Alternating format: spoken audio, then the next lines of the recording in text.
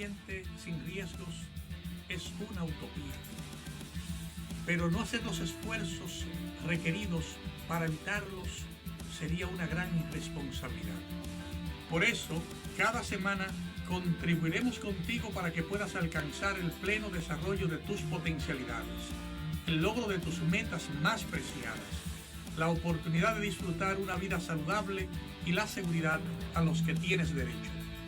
Contribuiremos proactivamente con el desarrollo sostenible que mereces. Es mejor prevenir.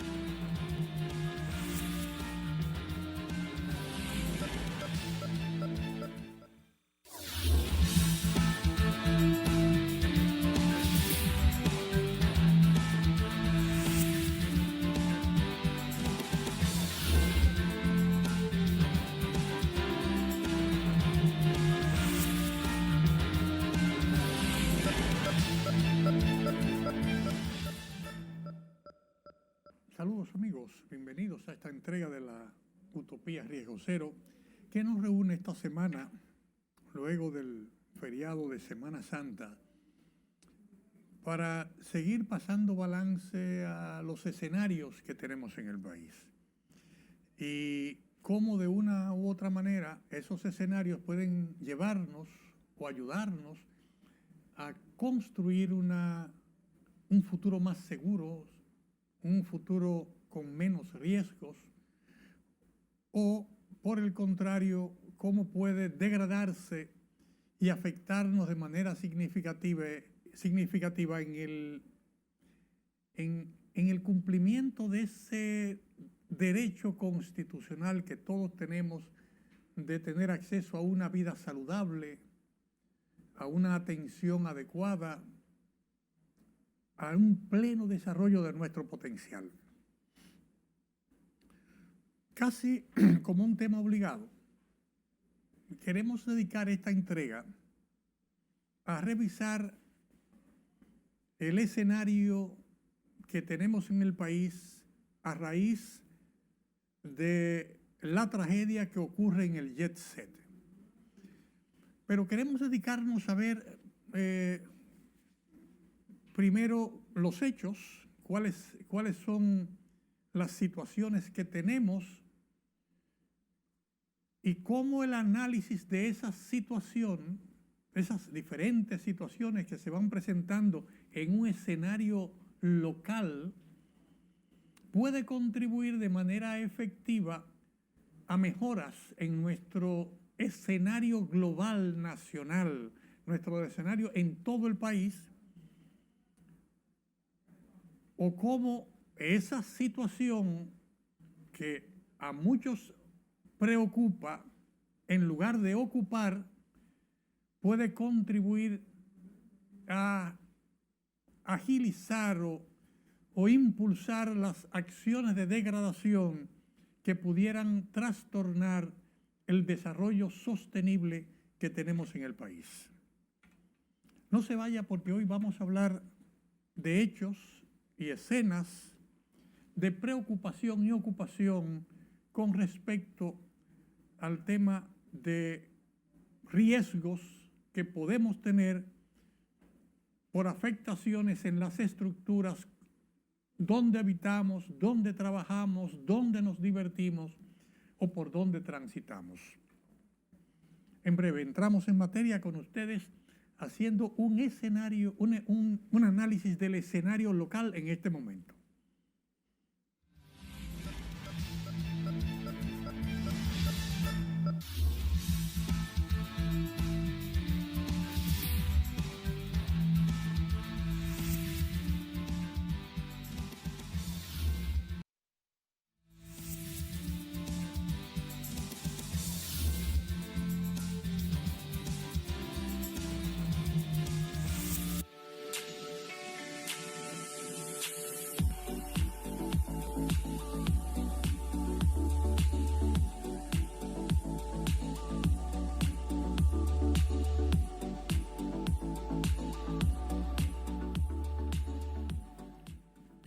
Saludos amigos, de nuevo con ustedes en esta entrega de la Utopía Riesgo Cero. En esta primera parte de nuestra entrega del día de hoy, conversaremos acerca del escenario que tenemos a nivel local. Tenemos un espacio, una tragedia que conmociona a todo el país, con mucha incidencia en el mundo, que movió reacciones del mundo entero, con prácticamente un monumento conmemorativo, unas ruinas constituidas en un monumento conmemorativo donde diferentes núcleos poblacionales, autoridades, visitantes nacionales y extranjeros van a hacer una manifestación de duelo, de condolencia con el país. O sea, tenemos un escenario que habla o nos refleja parte de lo que ocurrió. O sea, un edificio privado construido hace un cierto tiempo, que luego de ese tiempo es cambiado su uso y es remodelado o adaptado para un uso también masivo. Originalmente era un teatro que podía acomodar como teatro 1,000 personas o 900 personas. Cuando pasa la tragedia es una discoteca que aglutina aproximadamente unas 600 personas en el nuevo uso que se le está dando. Tenemos una población indignada o preocupada porque eso pasó, unos clamando medidas represivas y condenatorias sobre los posibles o potenciales responsables de ese evento, en un proceso que está en un sistema, digamos, que está en proceso de investigación para determinar qué pasó, cómo pasó, por qué pasó, donde inclusive el propietario del negocio, del dueño del edificio, que reconoce le compró hace más de 30 años y que no hizo ningún estudio sobre las condiciones del lugar, sencillamente era un lugar cercano a donde tenía originalmente emplazado el lugar, y que recibió recomendaciones o buen precio, y que alguien determinó que se podía hacer el negocio que él tenía que hacer. Y como hecho se evidencia de que desde hace años se presentaban situaciones de filtraciones que sencillamente se iban resolviendo con la implementación de soluciones de resolver, digamos así, la filtración, que se dice que es de los aires, por un lado. Por otro lado, hay técnicos que dicen, no, los aires generalmente colectan el agua de las filtras que generan cuando funciona el condensador y los evaporadores, y mandan eso por unas tuberías a un desagüe. Ese aire nunca cae al techo. Y si cae a un techo, pues obviamente es una falta grave de quien instala el aire, pero que implica automáticamente, desde que tú ves eso, que hay que poner un correctivo y ponerle una manguerita de 50 pies que manda ese aire, eso por un tubo en una de las esquinas, sin mayores inconvenientes, porque eso no tiene nada que ver con drenaje. O puede darse el caso de que el agua que se acumula, ya sea por las razones que fuera de lluvia o de la condensación que se da en los techos, cuando comienza a filtrarse en un techo, sobre todo en la luz media de ese techo, en el medio del techo, que es la parte que cede normalmente a la flexión, y en ese momento, si a usted, el que sabe, bueno, tiene que buscar una solución, que no puede ser tirarle una capa de fino nueva y luego, obviamente, cuando le pone la capa de fino nueva, eso presiona al techo más y a los 2 o 3 años volvió a deflectar y otra capa de fino nueva. ¿Cómo aparenta ser algunas imágenes que vimos de la losa, de un pedazo de losa de techo que se veía impermeabilizante en la parte superior, una lona impermeabilizante, y se verían varias capas de finos progresivos de hormigón simple que fueron vaciados encima de la losa y que pudiera ser en un momento determinado la carga muerta que se iba aplicando lo que generara parte del problema, que se refleja obviamente con la filtración.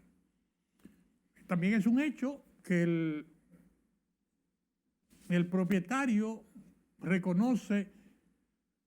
que nunca recibió la orientación profesional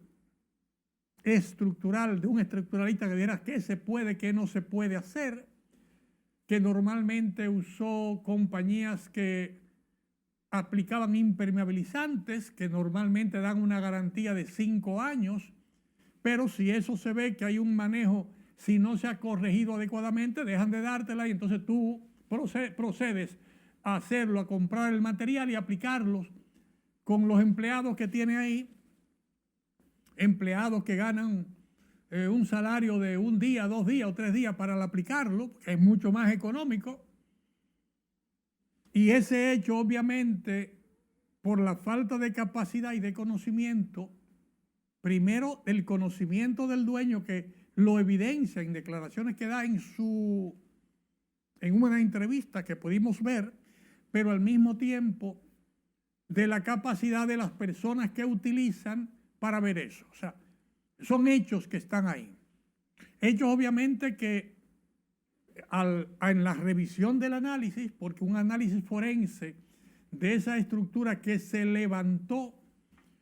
sé que esos botes se hicieron en diferentes lugares. Yo llegué a ver 2 lugares a donde se enviaron parte de esas estructuras cuando se movilizaron, compartidas por el público. Mira, esos son escombros que botaron de tal sitio. O sea, están ahí, existen, y se va a ver si eso es así o cómo es, pero es un hecho, que eso está ahí y que hay un propietario que reconoce que en 30 años, en que compró eso, 30 y pico de años, nunca un profesional hizo la revisión técnica estructural de eso que estaba comprando, si eso era correcto o no, si las fallas que se presentaban por la filtración correspondían a la deflexión del techo y eso a su vez generaba filtraciones posteriormente. Dice que no, que nunca nadie le dijo que había que hacerlo, ni lo hizo. Ese es un hecho que está ahí. Así como la deformación que se da, esas viguetas prefabricadas que se instalan generalmente en edificios, almacenes, en tiendas, edificios para zonas francas, grandes naves industriales que se van a usar, generalmente se arriostran en las paredes laterales a donde se apoyan con unos vaciados de hormigón que tienden a rigidizar la estructura. Se apoyan, es sencillamente una estructura que se apoya en una especie de viga T invertida y se apoyan y luego esos apoyos generalmente se arriostran, se aseguran o se le hace un vaciado. Si ese arrostramiento cede, porque al ceder en el centro la vigueta se da cede en el punto de apoyo, aparentemente hubo vaciado de hormigón simple para cubrir esa falla y esos son hechos que están ahí, que yo entiendo que están ahí y que más que preocuparnos deben movernos a ocupación. Y hacemos la observación porque en los segmentos siguientes de esta entrega, a la luz de las informaciones que tenemos y de la preocupación sostenida que viene manifestándose en medios de comunicación, en autoridades nacionales, en propietarios, en deudos de los afectados, en la población en sentido general. Más que preocupación, entendemos que debemos ocuparnos del tema. Y debemos ocuparnos del tema porque el edificio del jet set y la tragedia que esto genera, independientemente de lo inconmensurable que es el sufrimiento que se pone de manifiesto en los familiares de las personas fallecidas y en sentido general las muestras de solidaridad del país, es un pequeño grano de arena del escenario de riesgos que tenemos en el país, donde decenas de miles de edificios públicos ameritan que se haga una revisión, porque es probable que el incumbente o el contratista o los supervisores o los encargados sencillamente estén ahí y dicen lo mismo. Bueno, yo tengo aquí tanto tiempo trabajando y a mí nadie me ha dicho nada, yo no sé. Y están en situaciones de vulnerabilidad que pueden generar un problema. Decenas de miles, pero hay decenas de miles de propiedades privadas, de empresas privadas, de sedes de negocios y más allá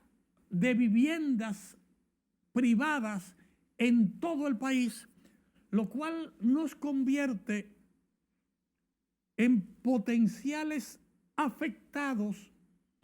de cualquiera de esas estructuras públicas o privadas ante eventos que pudieran ocurrir de manera inexplicable, como lo del jet set,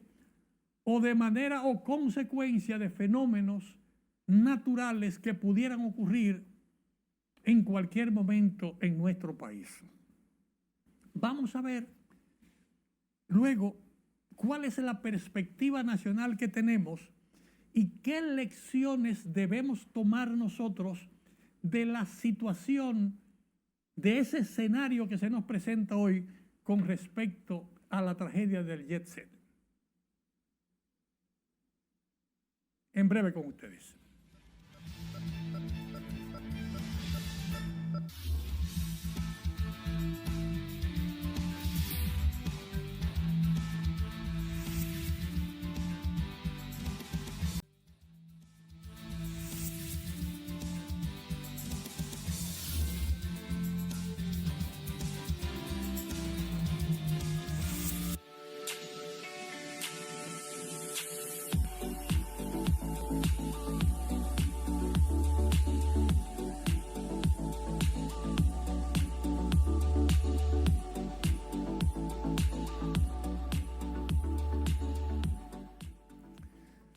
Queridos amigos, entrando en materia, ¿cuál es el escenario nacional que tenemos? ¿Cuál es la perspectiva que se nos presenta ante ese escenario que estamos describiendo? Decenas de miles de edificaciones públicas y privadas de uso colectivo o de uso familiar, de las que debemos, más que preocuparnos, de las que debemos ocuparnos. Y debemos ocuparnos en una revisión rápida. Primero, ¿qué tiempo tienen de construidos esos edificios? Si fueron construidos de acuerdo a las normas y a las lecciones aprendidas que tenemos hoy en día o no. Muchas edificaciones o viviendas que tienen más de 40, 50 años y las normas sísmicas que tenemos en el país son de más reciente aprobación, que son edificios que en una mínima cantidad fueron diseñados y construidos por profesionales calificados.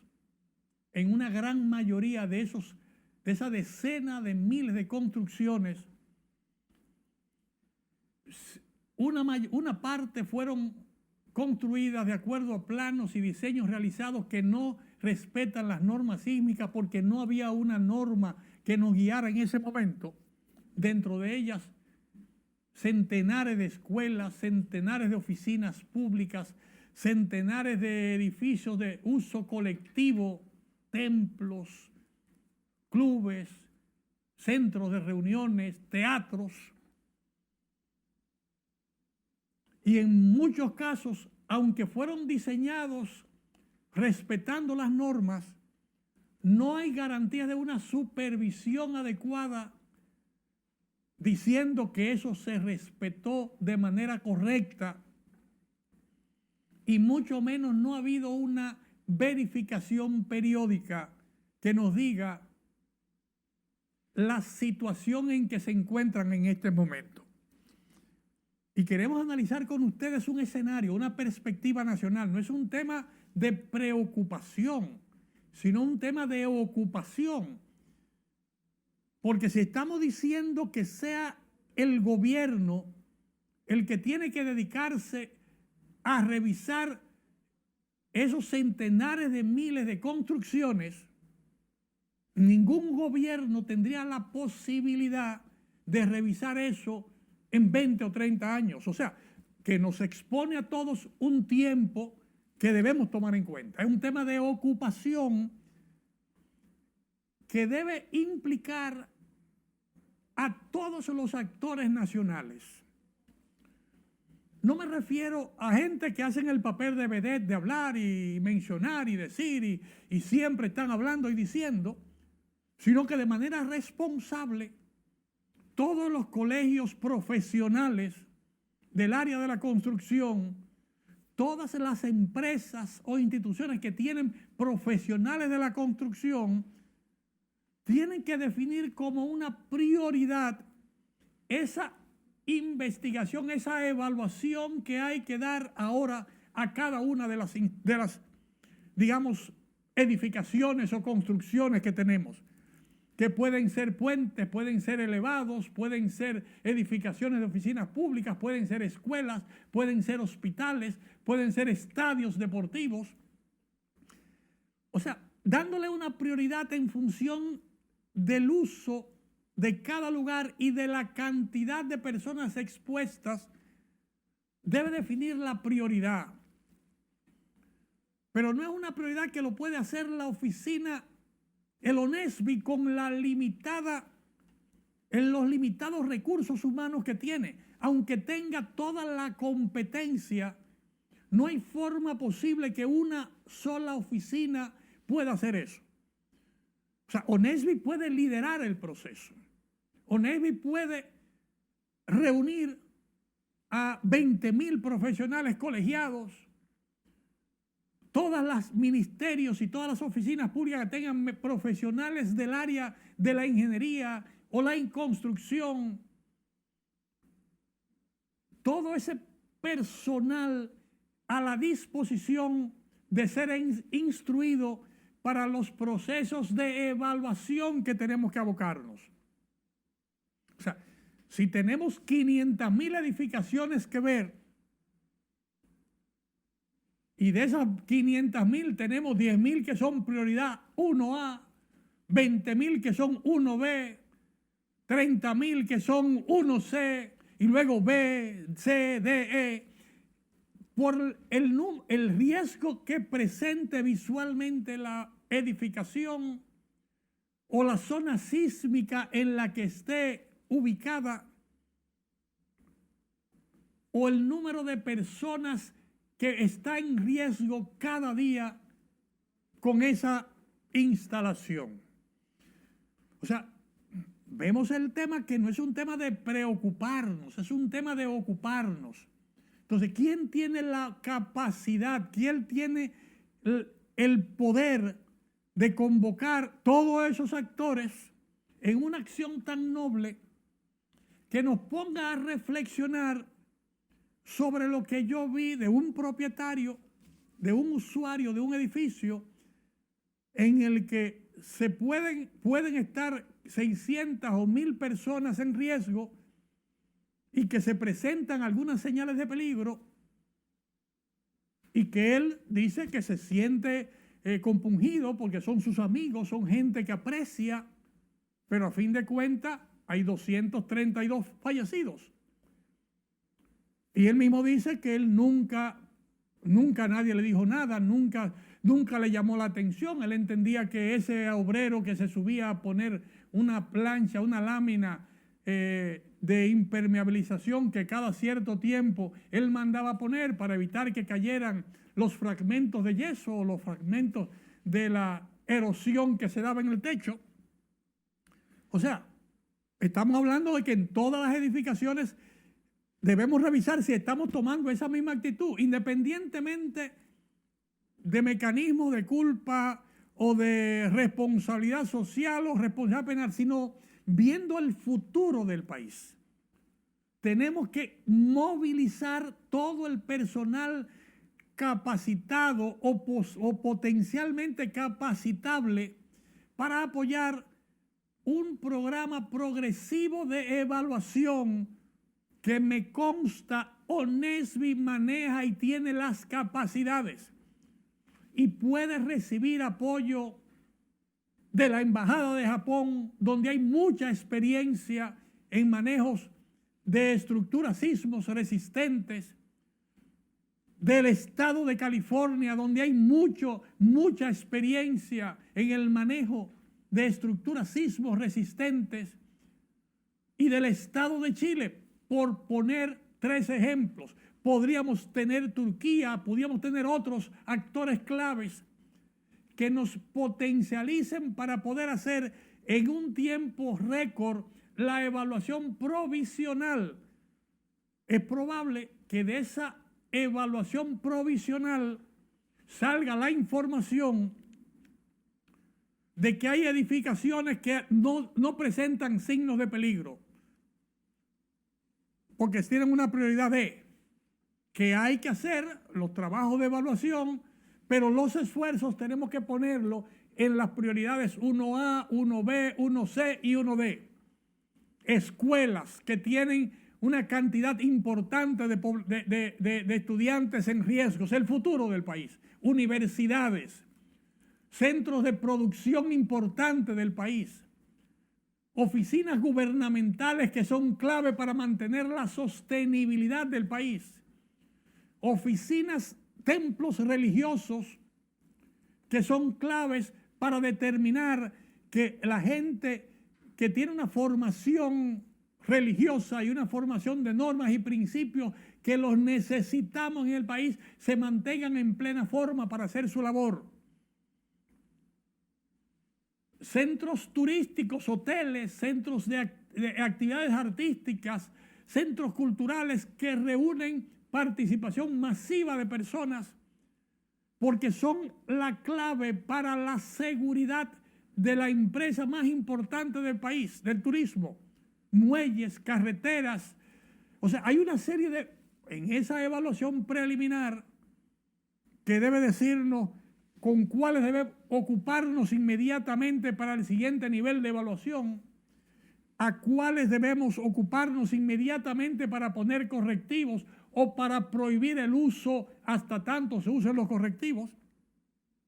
para cuáles con una intervención mínima garantizamos los correctivos que nos habilitan esos lugares. Repito, lugares como escuelas, como centros de salud, como oficinas claves para el país, como empresas claves para el país, que ameritan una intervención urgente e inmediata en la que todos tenemos que incidir, que no es un tema que dependa exclusivamente del gobierno central o nacional o del sector interesado político, económico o social, sino porque depende del interés nacional, de las prioridades establecidas en el Plan Estratégico Nacional que nos dice con qué cosas no podemos jugar. Ese escenario local nos obliga a una ocupación inmediata. No es un tema que puede dejarse a la libre, que tiene que movilizar a miles de profesionales con un entrenamiento y un mecanismo de supervisión de ese entrenamiento y del plan de acción que resulte de esas evaluaciones para dar correctivos inmediatos. No se vayan, queridos amigos, porque en breve analizaremos algunas lecciones aprendidas y buenas prácticas que pueden ayudarnos a conseguir éxito en esa tarea propuesta.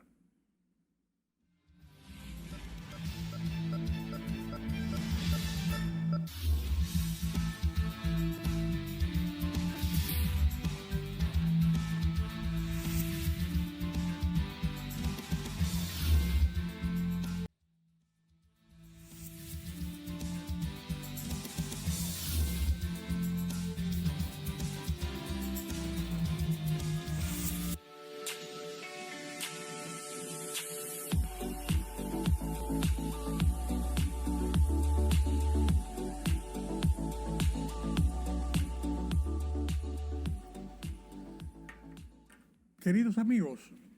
para completar esa perspectiva nacional que debe orientarnos en la tarea de ocuparnos del tema, nos falta revisar el escenario que tenemos en el país. Si vamos a una ciudad cualquiera, veamos la zona metropolitana de Santo Domingo, donde tenemos dos grandes cuencas hidrográficas, la cuenca de los Ama y la cuenca del río Jaina, que prácticamente son el límite o parte del corazón de los desarrollos urbanos que tenemos en el Gran Santo Domingo. Tenemos algunas lecciones que debemos ver, que están ahí. Comenzando, por ejemplo, con la cuenca del Jaina, vemos una cantidad de construcciones desarrolladas en terrenos inestables, generalmente una material de caliche, una arcilla que es fácil para excavar y para hacer cortes, en la que se han asentado miles de viviendas que en situaciones normales, secas, compacta bien, y comenzaron pequeñas viviendas, pero al fin de las pequeñas viviendas se convierten en edificios de 3, 4, 5 más plantas que son visibles. Las puedes ver cuando vas entrando desde el oeste hacia la ciudad de Santo Domingo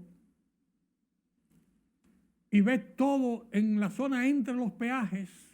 o ambos lados, esa cantidad de viviendas en desarrollo y que siguen desarrollándose o siguen sobre una casita. Ya solamente falta que la casita caigan en la pista. Y la experiencia, las lecciones aprendidas que tenemos en el mundo, los deslizamientos de Vargas en Venezuela a finales del siglo pasado y deslizamientos de eslaves que han ocurrido recientemente en múltiples lugares de Norteamérica y de Asia, donde en un tiempo lluvioso, con mucha cantidad de agua y cualquier movimiento del terreno, o sencillamente con la carga que hay en el terreno, una cantidad enorme de viviendas colapsan, se dan derrumbe, aplastando todo el que está abajo o cayendo en el río, generando miles de víctimas y afectados. Ese es un escenario que tenemos ahí. Sobre todo, primero, asentamiento informal sin que haya una planificación adecuada. Recuerdo que todo eso debía ser una zona verde. Se desarrolló para hacer un cinturón verde de la ciudad de Santo Domingo, del Distrito Nacional, que tenía ese parque verde en la zona o en la orilla del río Jaina, seguía luego con el parque Mirador del Norte, luego otros parques que daban al este y debe ser un cinturón verde de la ciudad para proteger primero el afluente y evitar los deslizamientos que afectan, pero cada periodo de gobierno, cada alcalde de turno permite o ha permitido que algunas cosas se den, que hayan asentamientos en la zona, generando, digamos, esa oportunidad para que una familia tenga vivienda, pero en esa permisividad también está facilitando que esas viviendas puedan convertirse en cualquier momento en las tumbas de esas familias que usted permitió que estuviesen ahí. O sea, un problema que tiene una información que tenemos que tener sobre la mesa. Generalmente están construidas por un personal no calificado, es un maestro, no es un maestro calificado, no es un albañil de experiencia, generalmente es alguien que puede poner esos bloques de manera rápida en una noche, sin que medio escondida, usando los materiales que pueda conseguir, sin que haya materiales de calidad. Y eso obviamente tenemos un gran ejemplo, un lamentable ejemplo, en la magnitud de las devastaciones que ocurrieron en el terremoto de Haití en el 2010, porque esa falta de calidad, tanto en los materiales como en el suelo donde se estableció la vivienda, como en el personal que no era calificado para hacer las construcciones. Viviendas que las varillas no se ponían adecuadamente, o no se daba el solape de las varillas, o sencillamente la varilla se iba subiendo el pedazo de varilla para que el dueño viera que había varilla ahí, pero la varilla no estaba anclada en ninguna zapata. O sea, toda hay una serie de prácticas, de malas prácticas que sabemos que se usan y que de manera inexplicable no hemos puesto el coto. Y digo, no hemos puesto el coto porque yo debo decir aquí que con sorpresa vi como en las últimas 2 o 3 semanas se ha estado levantando una zona de casuchas de madera arrabalizadas en el margen sur de la 6 de noviembre, en el sector de Quitasueños, una cantidad progresiva que primero era una casita y hoy deben haber más de 30 casitas que se van haciendo de manera inexplicable en una zona que es de alto riesgo, que debe mantenerse en la zona vía, el expreso de la 6 de noviembre, que el Estado pagó el margen de esa vía para hacer unas vías a ambos lados, unas vías marginales que permitieran la comunicación en ambas direcciones entre un centro de distribución y otro, para evitar que la población que se asiente sea una población que entra de manera desordenada al expreso, generando inseguridad para esa población y para las personas que van a salir a exponerse, para que autobuses, transportistas se muevan sin respetar un orden. O sea, eso lo estamos viendo hoy en la autopista 6 de noviembre. Generando aún más marginalidad y más situación que la que hemos anunciado que existe en el ejemplo que mencionamos en la Loma del Chivo y esas lomas que están en la parte oeste de Santo Domingo Country Club, frente a entre los 2 peajes, el peaje de la autopista Sánchez y el peaje de la 6 de noviembre, que indiscutiblemente generan,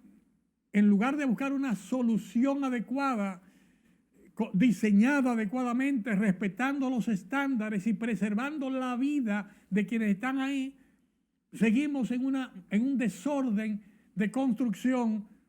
donde obviamente no creo que hayan profesionales colegiados del CODIA, y no he ido al CODIA protestar eso, no he ido a nadie del Ayuntamiento de Santo Domingo Oeste protestar por eso, no he ido a nadie del Ministerio de Obras Públicas protestar por eso, no he ido a nadie del Distrito Nacional protestar por eso.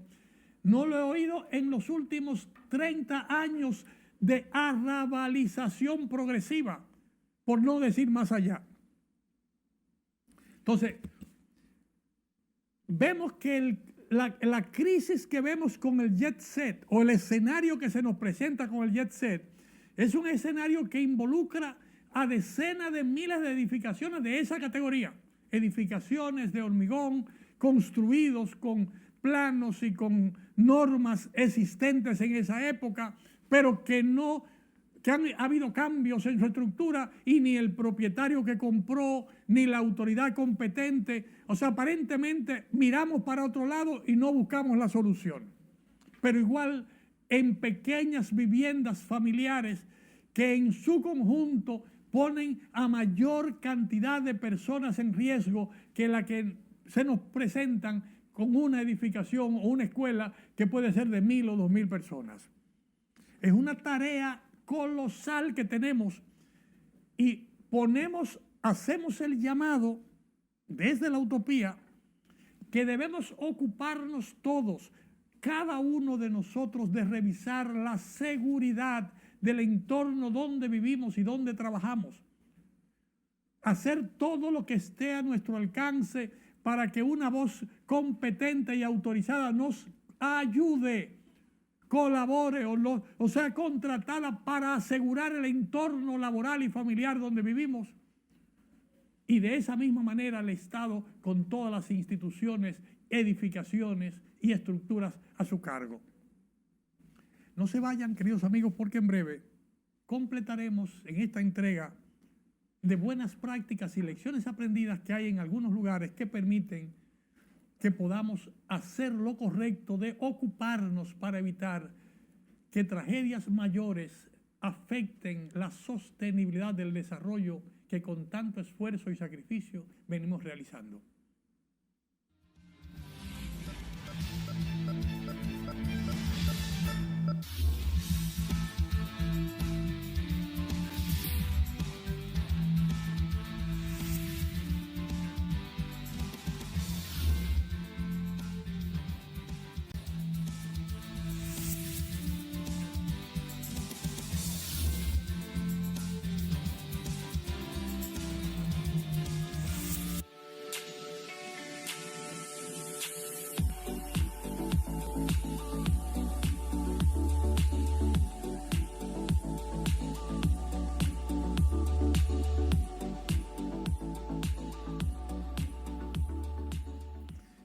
Queridos amigos,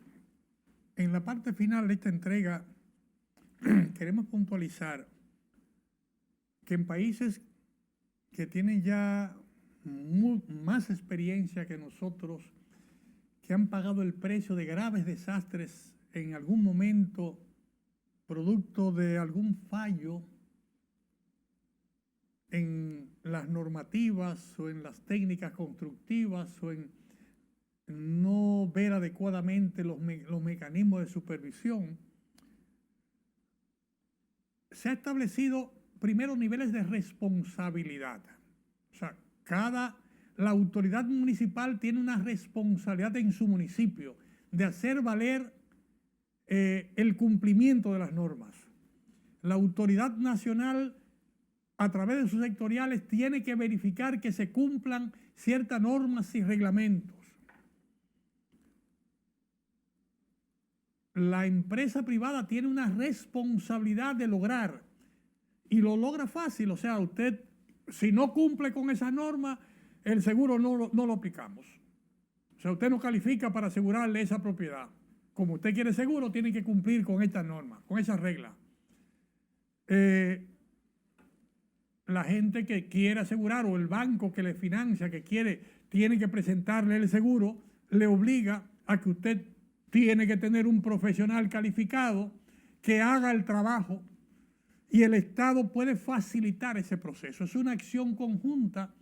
Estado, Consejo Nacional de la Empresa Privada, los colegios profesionales, de accionar de manera conjunta por la rapidez y la prioridad. En las viviendas